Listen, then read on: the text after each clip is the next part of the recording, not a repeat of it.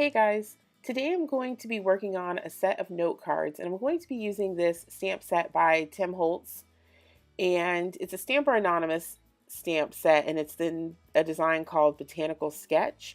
And as you can see, there's a bunch of little sentiments that go with this stamp set that are meant to fit in the opening in the middle of that background stamp.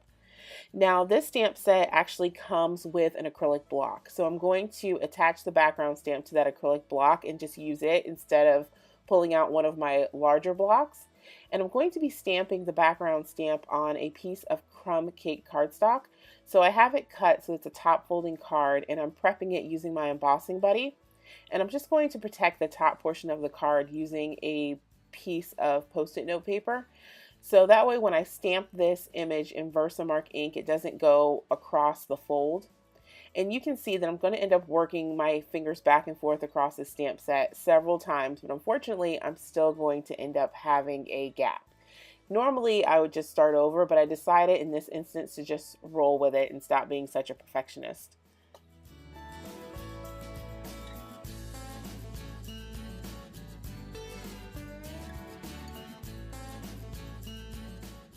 I'm using some Gold Wow embossing powder for the image on the front of my card, and this is actually when I noticed that I missed that spot with the stamp.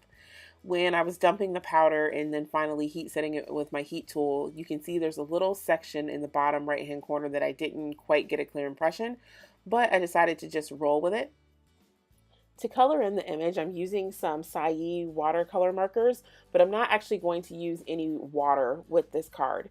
The nice thing about these markers is that they actually show up quite well on dark colored cardstock, and I colored in each of the flowers with a different color. So the roses I colored in a dark reddish pinkish color.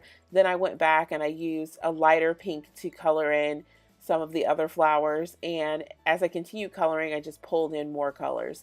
So there's some lilies that I colored in yellow, and then some flowers that look a lot like hydrangeas that I colored in blue. So I just went through the image and colored in each of the flowers as I found them, and each of the flowers that look the same are the same color even if they're on different sides of the card. Coloring the nooks and crannies of this detailed stamp is really easy with these markers because they have a really fine tip. And after the image was dry, I went over it with a dry paper towel to remove any of the ink that was sitting on top of the embossing. And I'm going over the card once again with my embossing buddy so that I can stamp my sentiment in the center portion of the card. And I'm going to be heat embossing the thank you sentiment in the same gold embossing powder that I used for the rest of the image.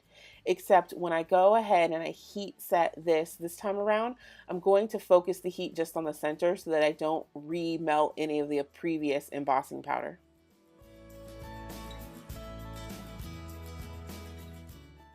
So that embossed sentiment actually completes my card. So here's a look at the final product. A list of all the products used and links will be provided in the description box down below. Thanks for watching.